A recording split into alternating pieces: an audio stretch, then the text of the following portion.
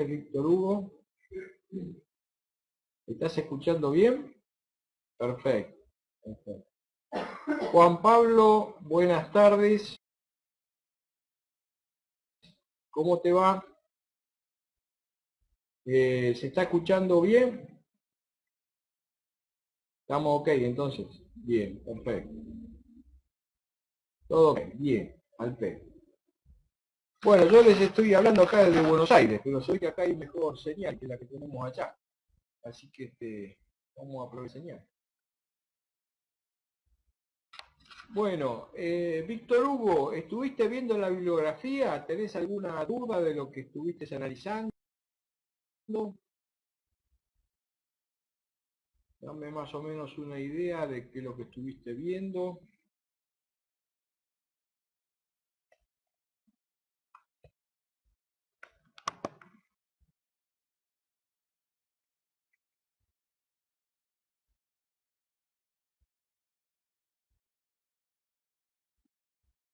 Bien, bien. ¿Estuviste analizando todo el tema del mercado monetario? ¿Estuviste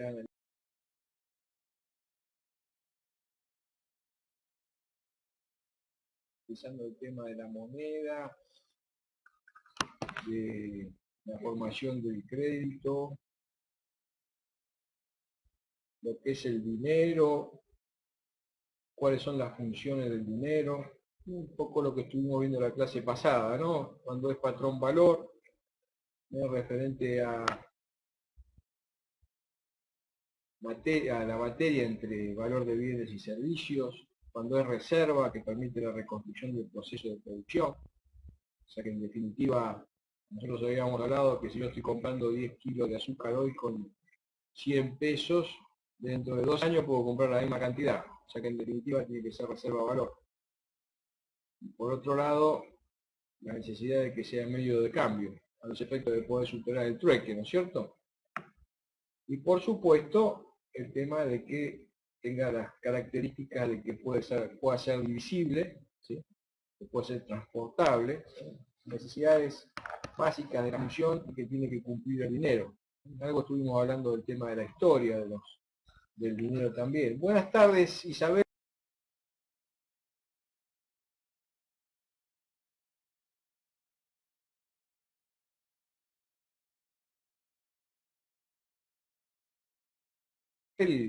Por favor, decime si me estás escuchando bien. Dame un ok si me estás escuchando bien, si estás modulando bien, el sonido te está llegando correctamente. ¿Sí? 1, 2, 3, probando, Isabel. Quisiera saber si me estás escuchando bien, si no se te corta la voz y si está todo bajo control. Y que me des un ok, estaríamos perfecto, perfecto. Vale.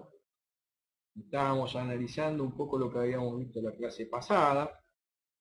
Decíamos también que desde el punto de vista del mercado del dinero nosotros teníamos dos tipos de dinero, el dinero primario y el dinero secundario, ¿cierto? El dinero primario es el que es creado por el Banco Central de la República Argentina a través de la Casa de la Moneda. Y después tenemos el dinero secundario, aquel que es creado por todo el sistema bancario y financiero a través justamente del multiplicador del dinero, ¿sí?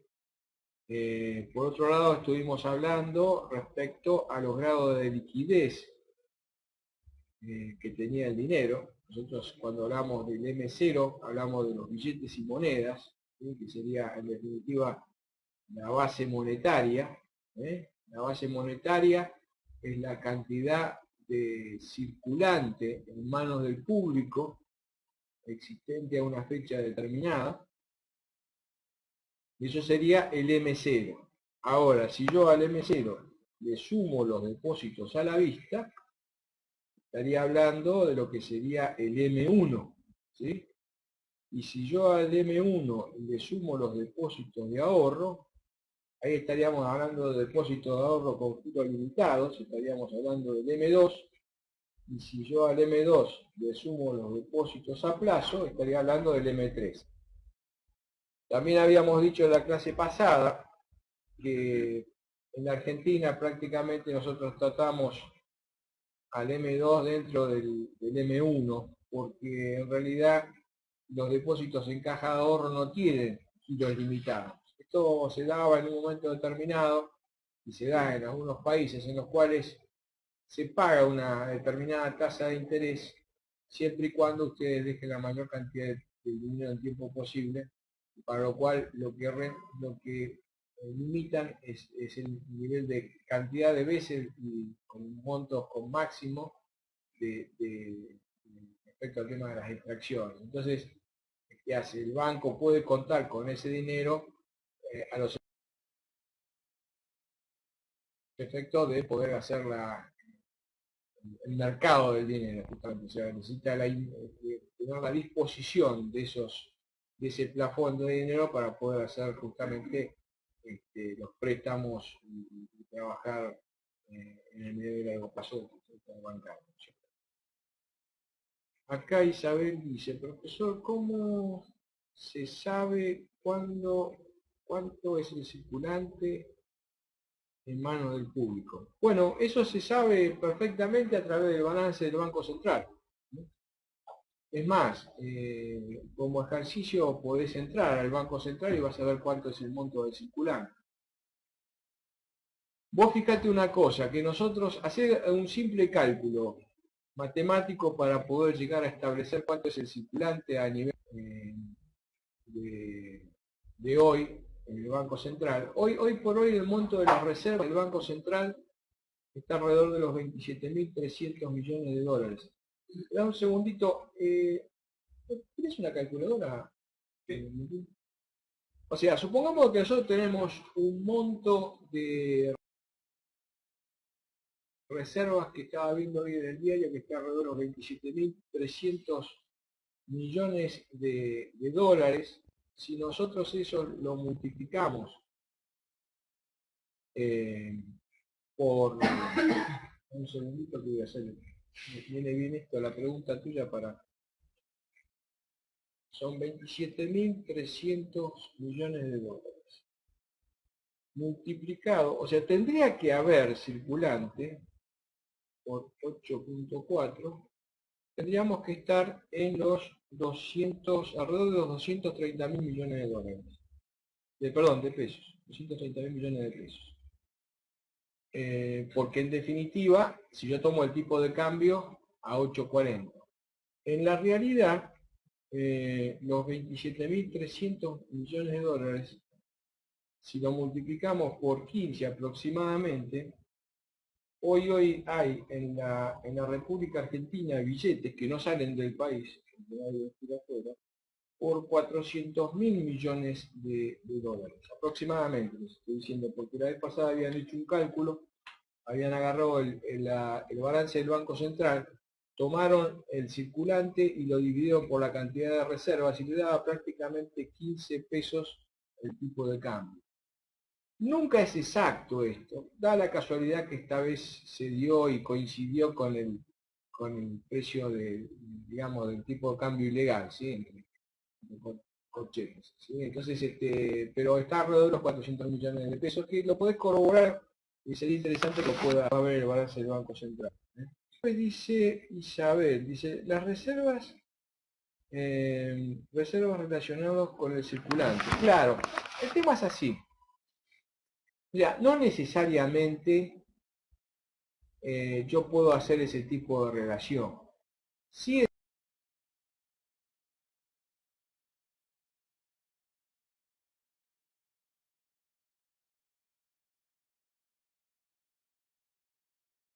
es importante relacionar el nivel de reservas con el nivel de Producto Bruto Interno que tiene un país. Y toda su estructura productiva esté en forma constante, pero lo que pasa es que hay lo que se llama una apropiación marginal a la importación en cada una de las economías.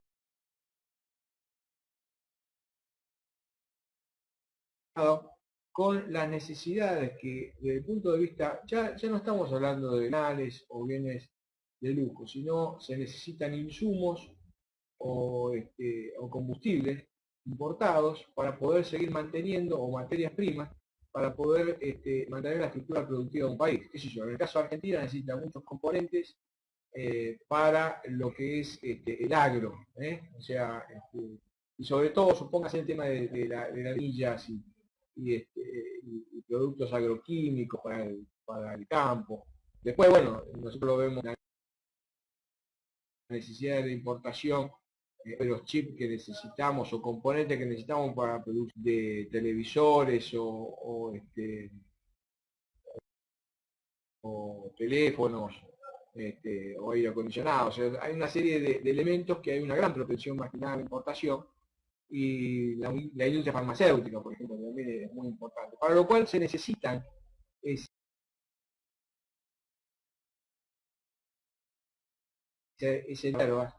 para poder cumplir en tiempo y forma, porque imagínense que esto no es que uno compra materia prima básica y lo exporta. En el caso, sobre todo los países periféricos, como el caso nuestro, ustedes tienen una gran propensión marginal a la importación, y sobre todo el hecho de que no tenemos economía de escala. O sea, el país nuestro es un país chico en realidad.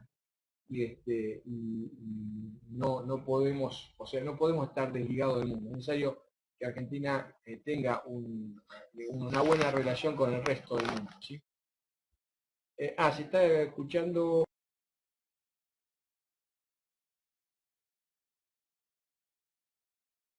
Se entendió, entonces. Se estaba escuchando entrecortado. Ahora sigue igual. Isabel, quisiera saber si me seguís escuchando entrecortado. Ahora vamos a subir un poquito el volumen ahí. Bueno, cualquier cosa me decís por chat. ¿Sí? Bueno, ok. Entonces, vamos a continuar entonces. Bueno, por otro lado, hoy vamos a tratar a ver si podemos avanzar un poquitito más. Vamos a analizar lo que se llama la teoría cuantitativa del dinero, ¿sí? Digamos, en la teoría cuantitativa del dinero, que esto estamos hablando del siglo XVIII, bueno, ok. Isabel, si ves que hay problema detrás, salí de vuelta, salí siempre de vuelta. Bueno, el tema es el siguiente. Ustedes ven ahí, hay una igualdad. Vamos a empezar por lo que sería la teoría ingenua de la inflación. La teoría ingenua de la inflación significa que en el supuesto caso de que exista un incremento en el nivel del circulante, automáticamente pega en el nivel de precios. Pero bueno, esto lo vamos a dejar de lado. Vamos a ir directamente a lo que sería la teoría cuantitativa del dinero, ¿sí? ¿Qué tal, Alejandra? Buenas tardes. ¿Me estás escuchando bien? Dame un ok si me estás escuchando bien, Alejandra. Bueno, entonces, vamos a analizar lo que sería la teoría, perfecto, la teoría cuantitativa del dinero. Ustedes ven ahí una igualdad que dice M por B corta, que es igual a P por T, ¿sí? M sería la cantidad de dinero, sería lo que nosotros hablamos del M0, ¿sí? La cantidad de dinero que existe en una economía, M, ¿sí? Y B corta sería la velocidad con que se mueve ese dinero, ¿sí? O sea, qué sé yo, para dar un ejemplo. Ustedes tienen, supongamos un país que tiene solamente una fábrica, ¿sí? Tiene un solo producto y los obreros de esa fábrica cobran en forma quincenal. Entonces usted va a tener que ese dinero, ese M0, se mueve 2 veces al mes. Entonces ahí se multiplicaría por 2. ¿Está? Para dar más o menos un ejemplo muy simple. Que esto sería igual al nivel de los precios, P sería precios, que multiplica la cantidad de transacciones. Multiplica la cantidad de transacciones.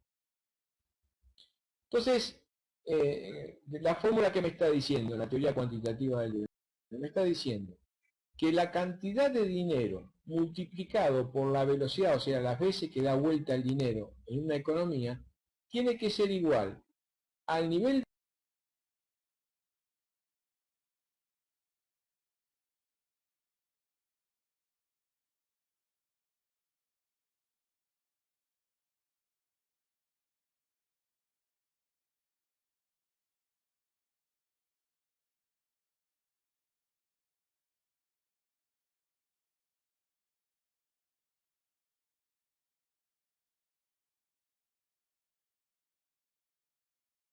del precio de los bienes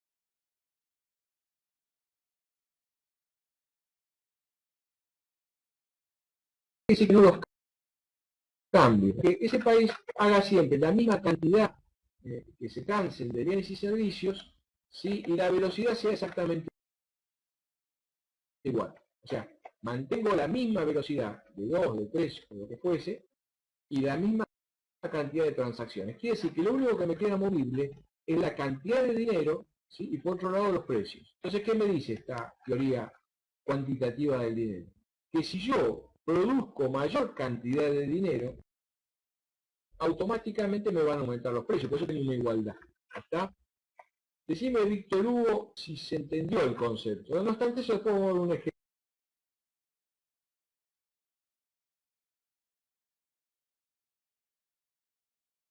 para que te resulte más simple. Pero quisiera saber si en principio esto que estamos viendo se entendió, o sea, M por D por T. Si me das un OK, o si no, lo explicamos de vuelta y lo vamos a ver en un minuto. Bueno, igualmente vamos a ver un ejemplo, después te va a quedar más claro. Entonces, en base a esto, esta teoría cuantitativa del dinero,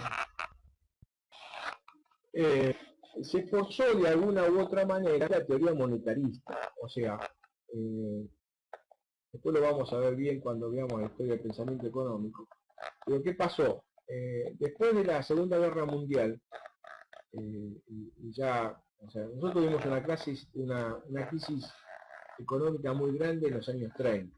En 1936, John Maynard Keynes presentó la teoría general, en el cual, digamos, cambia el pensamiento económico vigente hasta ese momento, que era el pensamiento de los neoclásicos, ¿sí? O sea, cuando hablamos de los neoclásicos hablamos fundamentalmente de los que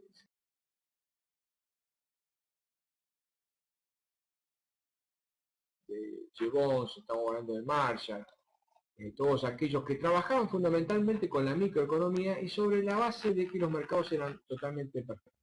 La situación varió, o sea, entrado el siglo XX, las grandes corporaciones comenzaban a digamos, fallas a los mercados, por eso hay monopolios, oligopolios, etcétera, etcétera. Y aparte una economía de escala muy grande hizo que comenzara a tener una inversión premiada superior a lo que se necesitaba, y por lo tanto hubo un incremento feroz stock de bienes y de servicios, y eso hizo que de alguna u otra manera hubiese desafectación de factores de producción, ya sea de mano de obra, de capital, de tierra, etcétera, etcétera, y entramos dentro de un proceso de recesión espantoso. Entonces, a partir de ahí comienza Keynes, y Keynes dice, no, señores, ya nosotros no podemos seguir con la economía de los clásicos y los neoclásicos, tenemos que entrar dentro de lo que sería la macroeconomía, ¿sí? Que es un poco lo que estamos viendo nosotros ahora. Entonces, La macroeconomía, ¿qué me da a mí? La macroeconomía me da la posibilidad de trabajar con los grandes agregados económicos. Entonces yo estoy hablando, comienzo a hablar de acción, comienzo a hablar de mercados globales, comienzo a hablar de desempleo, comienzo a hablar de crecimiento. Entonces es un mundo totalmente distinto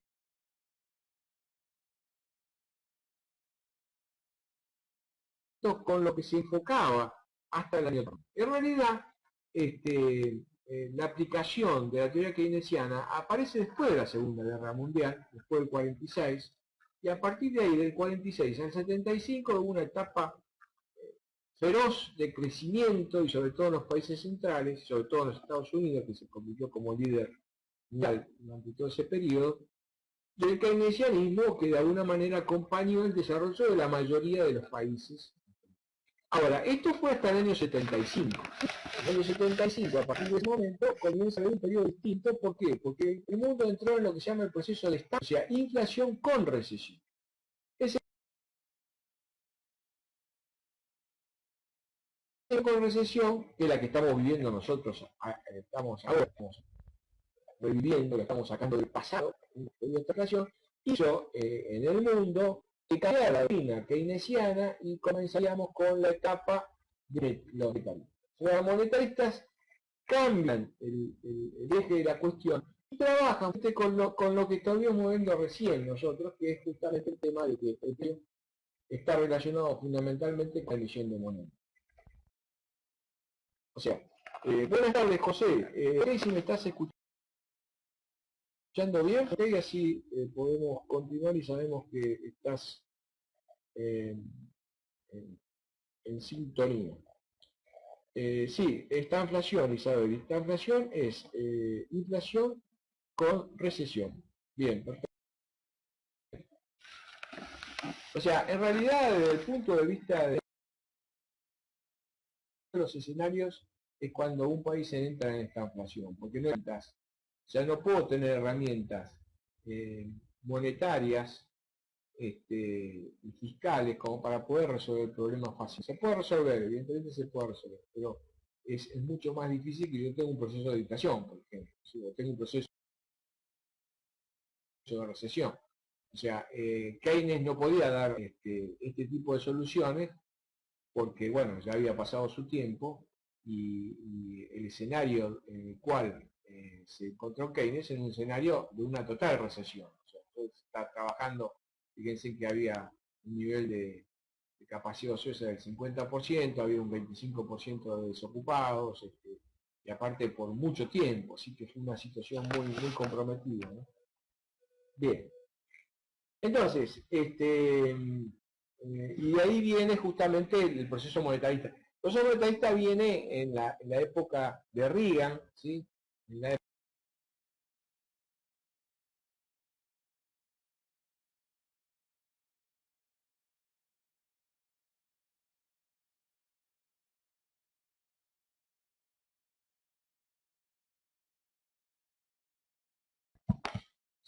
¿Qué es que decía? Decía, respecto al tema del dinero, usted tiene en realidad, el dinero tiene tres tipos de demandas fundamentalmente.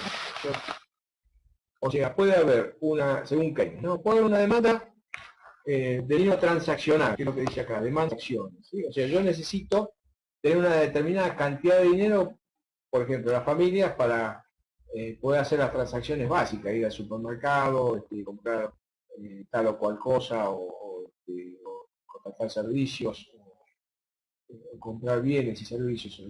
Ese es un dinero que es dinero transaccional, ¿sí? Después ustedes tienen una, digamos, una demanda de dinero que está relacionado fundamentalmente con lo que sería el dinero necesario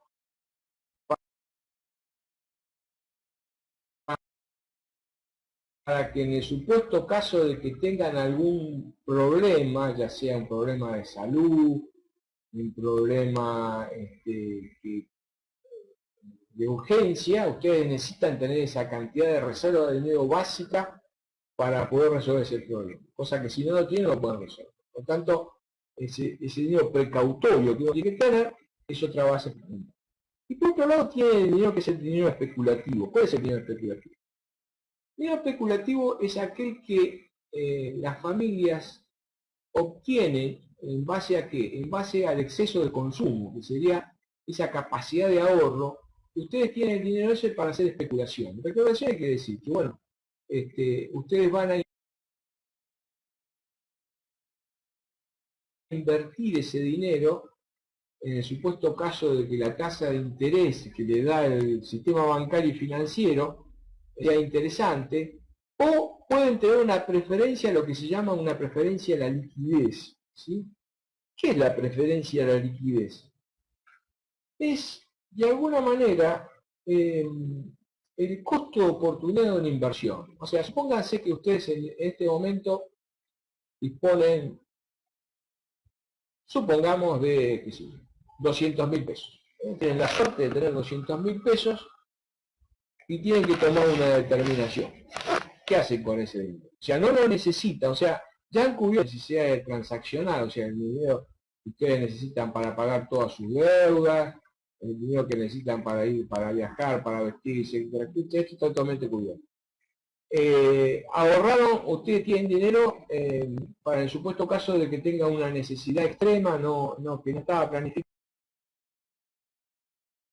ya ese dinero también lo tiene. Entonces, le sobran 200.000 pesos. Entonces ustedes pueden darse dos circunstancias. Una circunstancia es que la tasa de interés pasiva que paga el banco les resulte interesante como para dejar el dinero en el banco. Pues, por otro lado, ustedes pueden pensar, bueno, pero si la inflación es del 40% y el banco me paga el 20%, estoy perdiendo un 20%, puede ser. Entonces dice, ¿qué puedo hacer? Entonces dice, bueno, voy al dólar. Bueno, es muy difícil ir al dólar porque el mercado del blue, si yo lo contado con líquido, eso no es complicado. Entonces, ¿qué pasa si yo tengo una preferencia de liquidez? Entonces se reúne con un amigo y va a decir, pero vamos a tener una preferencia de liquidez, te quedás con el dinero en la mano, y entonces van a pasar una semana y lo que hoy compraste a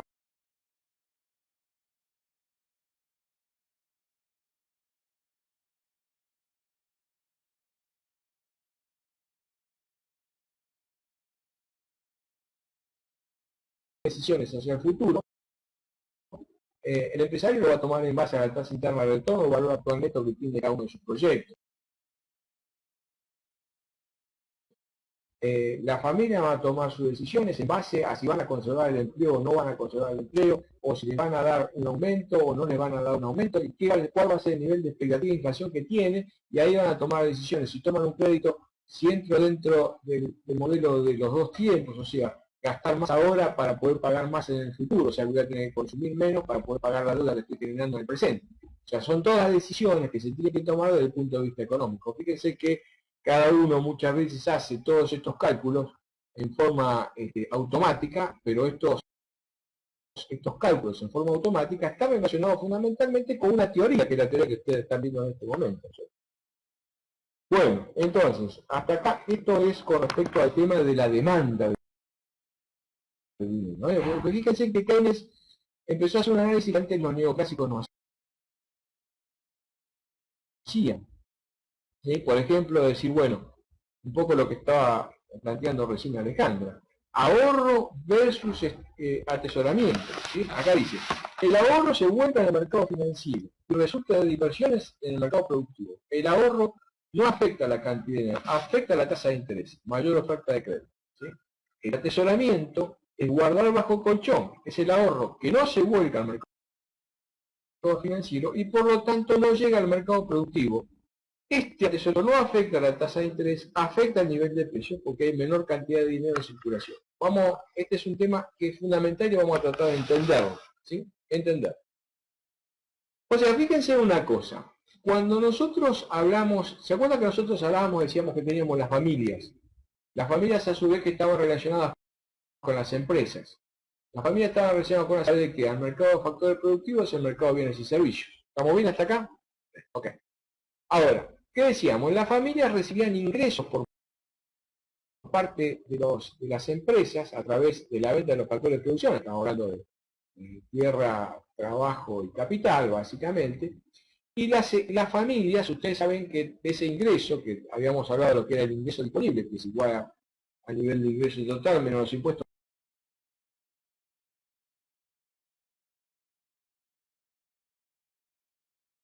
de ingresos que quedan dentro del bolsillo, tiene siempre dos aplicaciones directas. O lo consumo y sigo dentro del sistema de la economía simple, en el cual las familias compran en el mercado bienes y servicios a las empresas, y ahí se fijan los mercados, ya sean mercados perfectos o potencia imperfecta, y de esa manera ustedes tienen el circuito de la renta donde se van generando. Pero ¿qué sucede?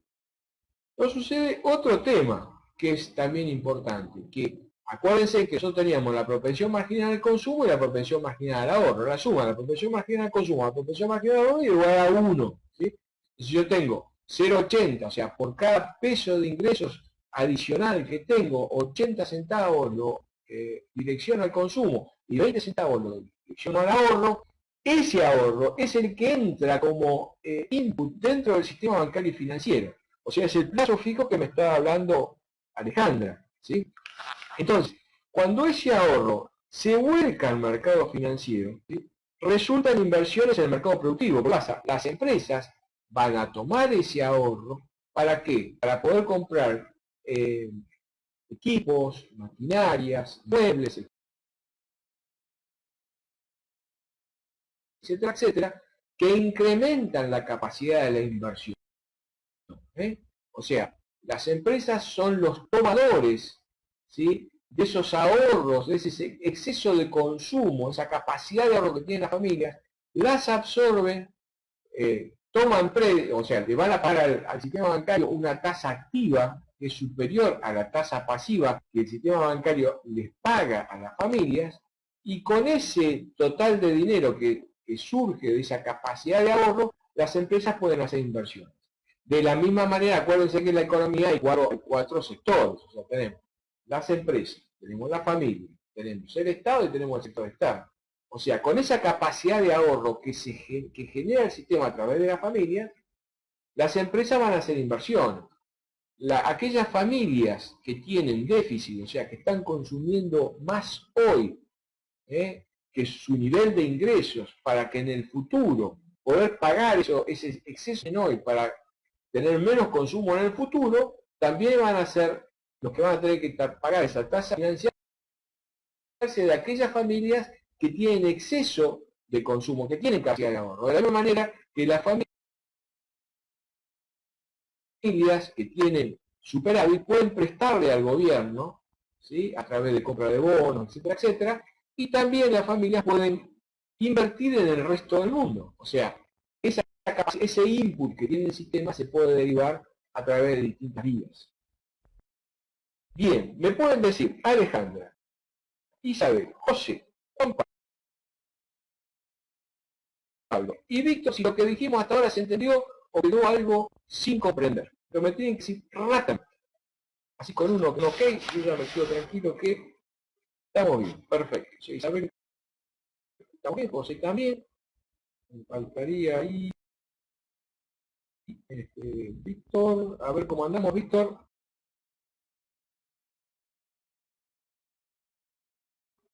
A Víctor estamos bien. Víctor estamos bien. Okay. Quiere decir que estamos todos, ¿no? También. Bueno, perfecto. Ok. Entonces, ¿eso qué pasa? Ese ahorro que va al mercado financiero, ¿sí?, no me afecta la cantidad de dinero, pero sí me va a afectar la tasa de interés. ¿Por qué?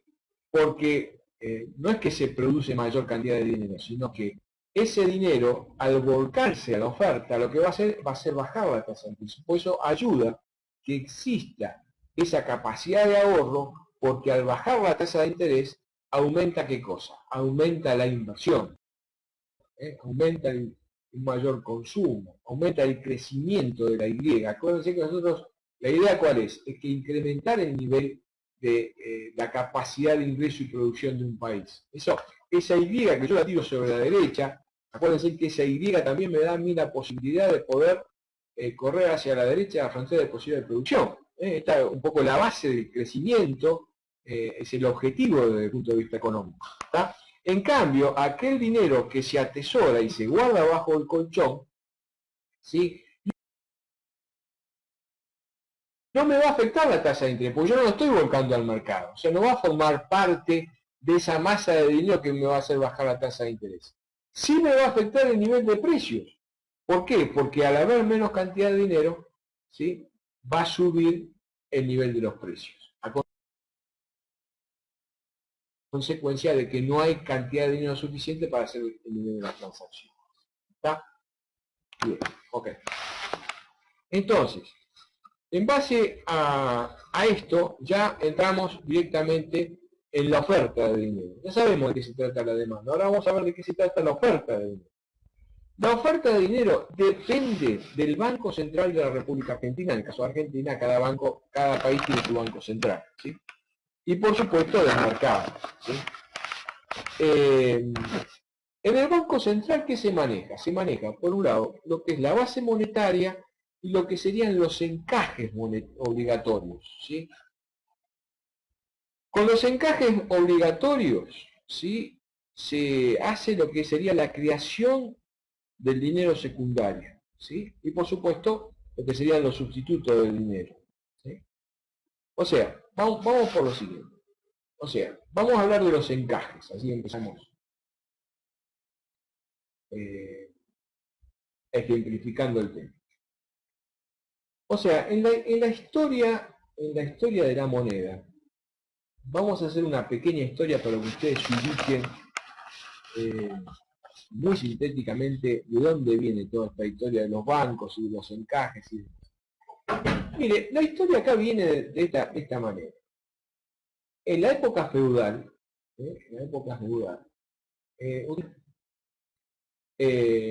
los reyes, ¿sí? Que tenían a su vez quienes les fabricaban todo el tema de las cosas, pero en ese entonces era muy importante. ¿Sí? Que puedan llegar a tener un artesano que se dedica a hacer todas las joyas, que tenía gran cantidad de oro, se dedicaba a, por un lado, a administrar ese oro en pepitas, para él una materia prima, y con esa materia prima, este artesano lo que hacía era fabricar joyas para la corona. Bueno, eso es un tema. Por otro lado, ustedes tenían aquellos que hacían el recorrido de feudo en feudo, y eran los mercaderes. Hemos escuchado el mercader de Venecia, la famosa obra. Entonces tenían los mercaderes. Los que hacían eran aquellos que iban recorriendo de pueblo en pueblo y compraban y vendían mercaderías.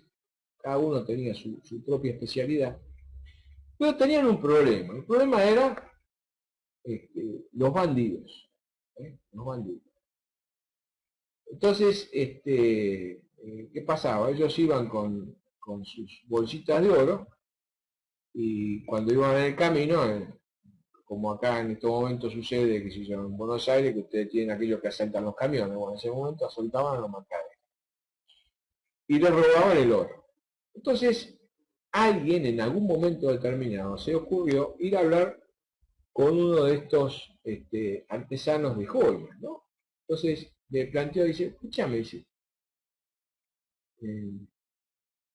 ¿qué sucede? Vos tenés acá esta habitación llena de oro y tenés toda una infraestructura de gente que vigila para que nadie le vaya a robar el oro, y a su vez vos sos el que haces todas las joyas de la corona y demás, un tipo sólido, me das confianza y demás, todo el mundo te conoce.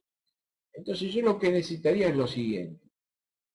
¿Qué pasa si yo te dejo a vos, ponele, qué sé yo, 10 kilos de oro y vos me das 10 papelitos de 100 gramos, que con ese papel cualquiera viene con ese papelito y te lo canjea por por los 100 gramos de oro. Entonces para mí, yo esos papelitos los pongo en el zapato y nadie me lo va a robar. Entonces, acá Isabel me dice, orfebres tenían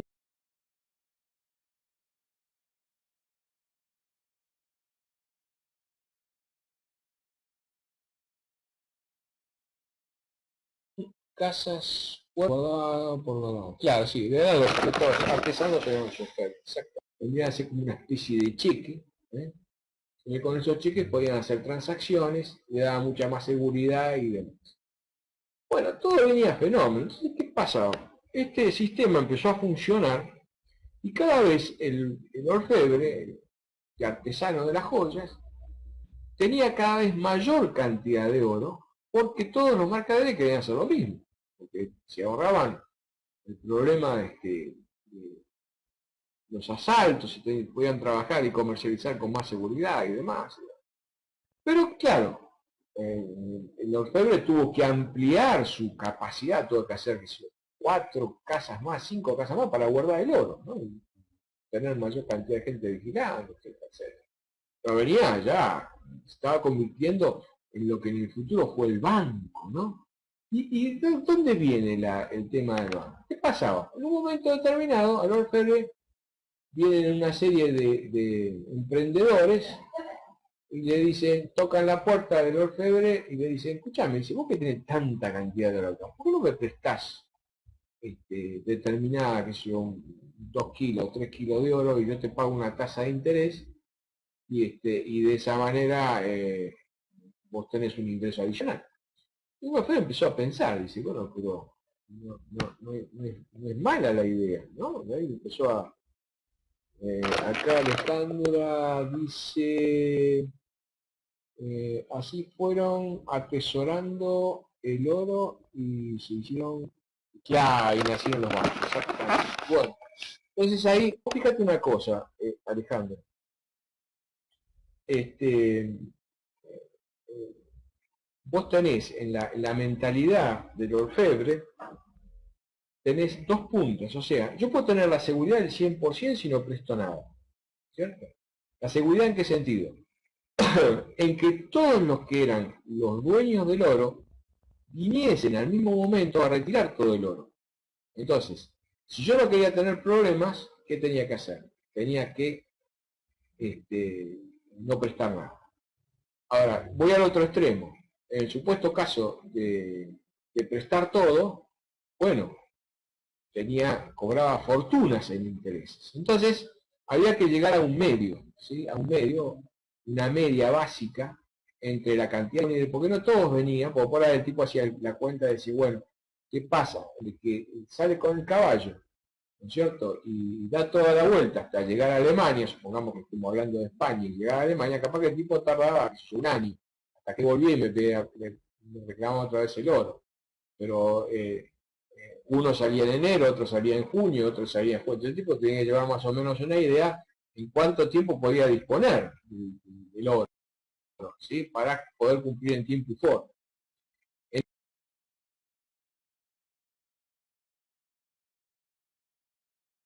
A partir de ahí es cuando, tal cual dice Alejandra acá, comienza antes, ¿sí?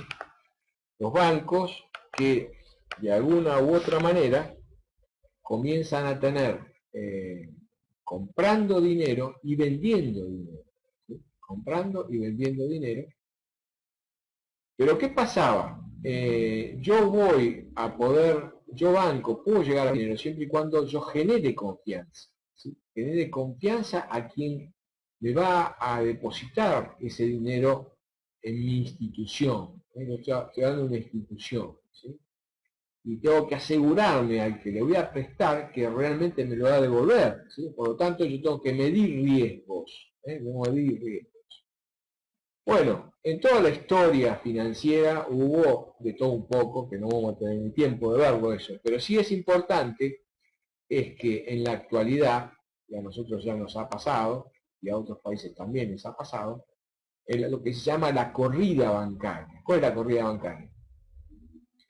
Que se presupone que todo el sistema financiero está tan entrelazado entre sí, que en el supuesto caso de que caiga un banco a consecuencia de que prestó ese dinero y empieza a tener un alto índice de morosidad, o sea, quien lo prestó está empezando a no pagar, ¿sí? Y entonces el que prestó ese dinero empieza a desconfiar, y si empieza a desconfiar, empieza a retirar sus fondos y todos los demás hacen lo mismo, automáticamente ese banco se cae. Ahora, ¿cuál es el problema? Que si yo tengo un sistema bancario que está íntimamente relacionado a todos los bancos, donde los bancos inclusive se prestan entre ellos a través de la tasa interbancaria, tiene que haber un banco central que pueda seguir el proceso y evitar que todo el sistema bancario se caiga. Esto sucedió en la crisis de la subprime en los Estados Unidos, que es de lo que estamos hablando, ¿sí? O sea, cuando los países a través de su entidad bancaria, que es el Banco Central, comienza a hacer laxo el proceso de seguimiento de los mercados financieros, ustedes se encuentran con que hay corrida bancaria. Si las corridas bancarias se dan cuando la gente, los depositantes, comienzan a desconfiar del sistema, retiran sus fondos y automáticamente se cae todo, o sea, cae un banco, después cae el otro banco y se cae todo el sistema bancario. El sistema bancario representaría en una economía lo que es el corazón de un deportista.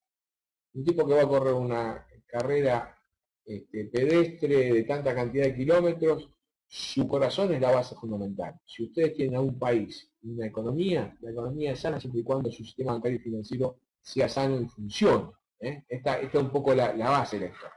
Ahora, volviendo otra vez a lo que habíamos hablado, por eso es tan importante los encajes. ¿Qué son los encajes?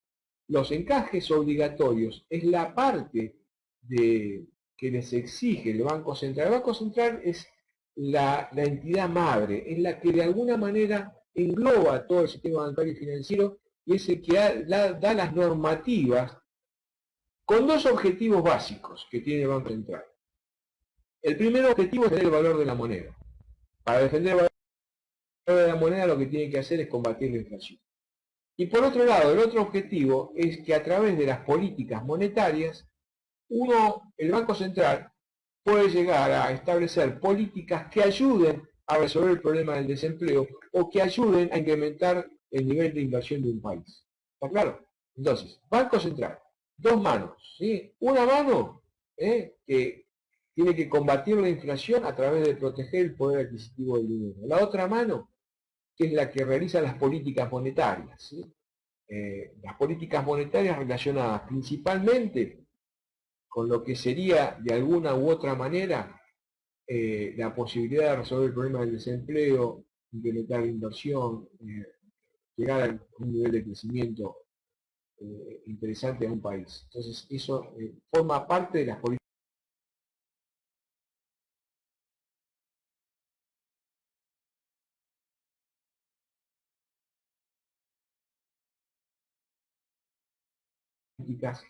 de Estado, ¿sí? Entonces ustedes van a tener políticas fiscales y políticas monetarias. Las políticas monetarias están en manos del Banco Central.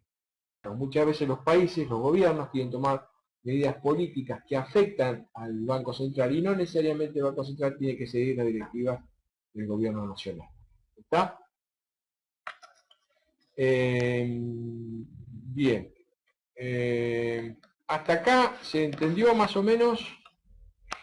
Isabel, Alejandra, ¿alguna pregunta? José, Víctor. Acá estamos.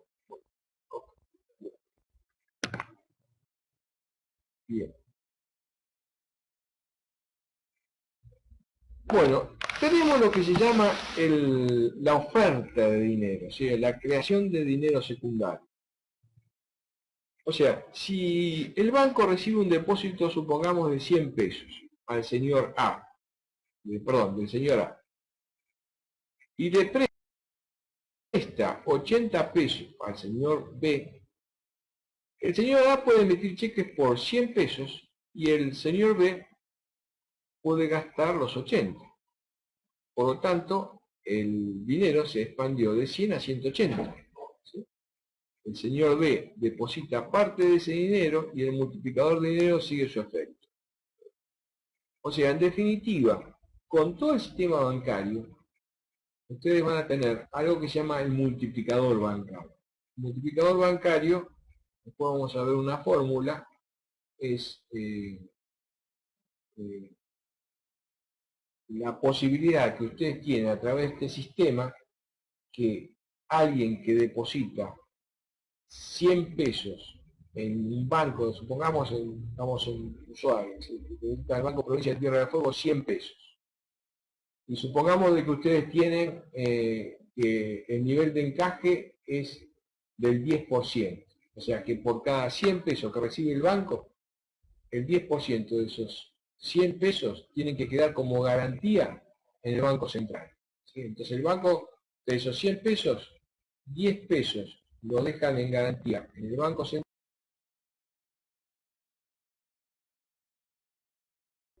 Esos 90 pesos los deposita y el banco que lo recibe puede volver a depositar, o sea, a prestar esos 90 pesos, pero ya no los 90, sino le tiene que restar el 10% que tiene que ir como garantía al Banco Central argentino. O sea, de los 90 pesos, 9 pesos lo va a tener que dejar de encaje y va a poder prestar 81. Y de esos 81, si hay otra persona que va y lo deposita en otro banco, bueno, el 10% con 10 lo tiene que deducir y tiene que prestar la diferencia así sucesivamente. Por supuesto que esto no es tan lineal como estamos hablando, o sea, normalmente hay siempre una referencia a la liquidez, lo que estábamos hablando anteriormente, es una parte del dinero capaz se lo queda en el bolsillo y otra parte lo deposita. Pero si ustedes toman el conjunto del dinero, ustedes van a ver que, digamos, si un mercado está totalmente bancarizado, ¿sí?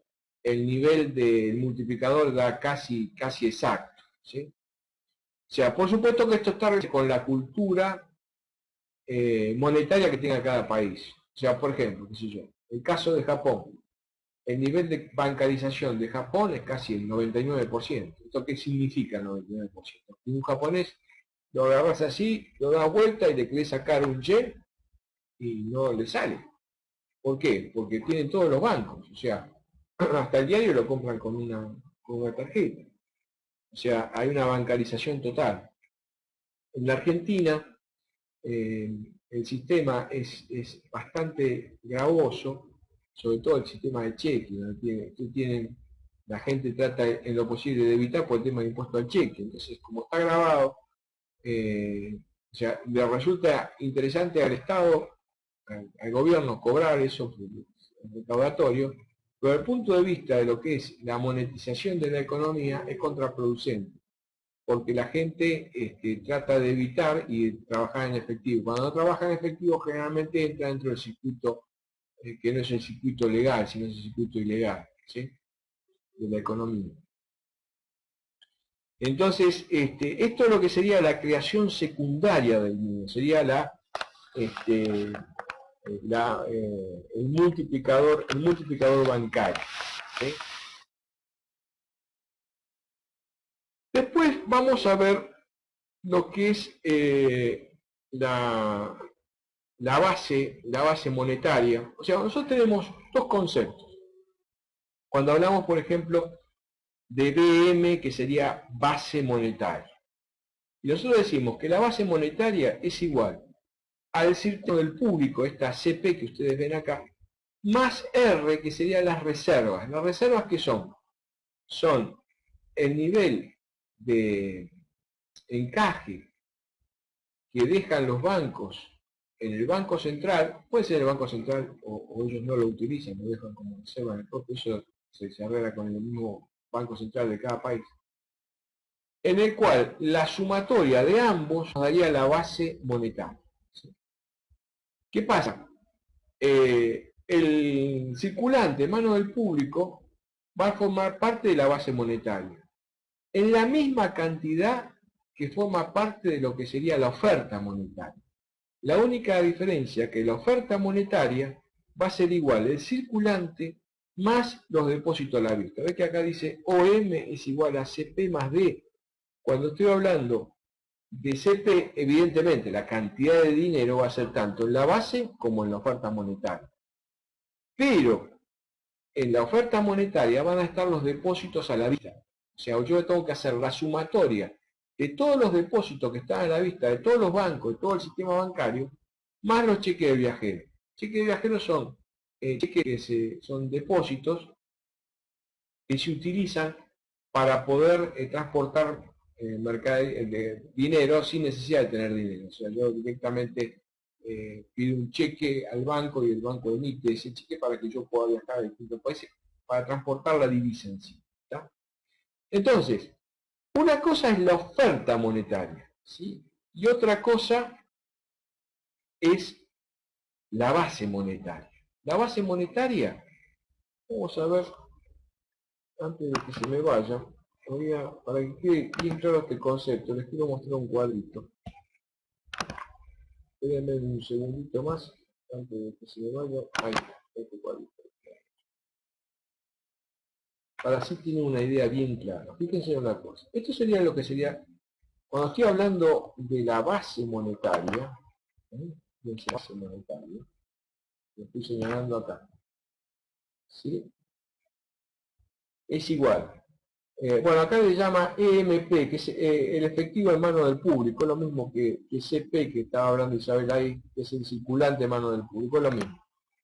O sea, esto es la cantidad de dinero, esos 400.000 millones de pesos que estábamos hablando al principio, ¿sí? Es el circulante, lo que está en efectivo en mano del público. Este pedacito que ustedes ven acá, ¿sí? Serían lo que son las reservas, ese 10% que estábamos hablando hipotéticamente, que por cada 100 pesos que se depositaban en el banco, 10 pesos iban al Banco Central y 90 los bancos, el sistema bancario lo podía prestar. Bueno, la sumatoria de todas de las reservas van a estar acá. Entonces la sumatoria del efectivo en mano del público más las reservas es lo que nosotros llamamos base monetaria. Es esto que le estoy dando acá.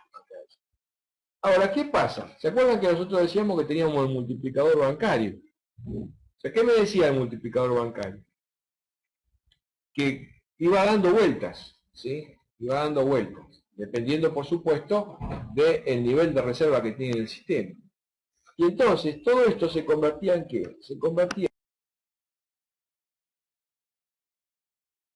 en definitiva, en las cuentas corrientes que tiene todo el sistema bancario. ¿Sí? Que es lo que es el M1. Estoy señalando acá lo que es el M1. ¿Sí? O sea, ¿qué es? El M1 sería la oferta monetaria. La oferta monetaria es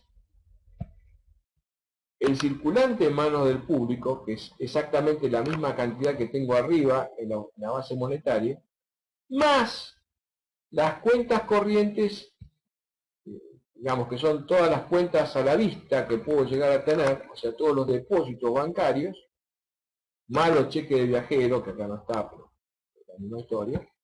Todo eso formaría lo que sería la oferta monetaria. Y es lo que en definitiva puede llegar a direccionar el Banco Central. El Banco Central moviliza, de acuerdo a, digamos, a la reglamentación, porque ¿qué pasa?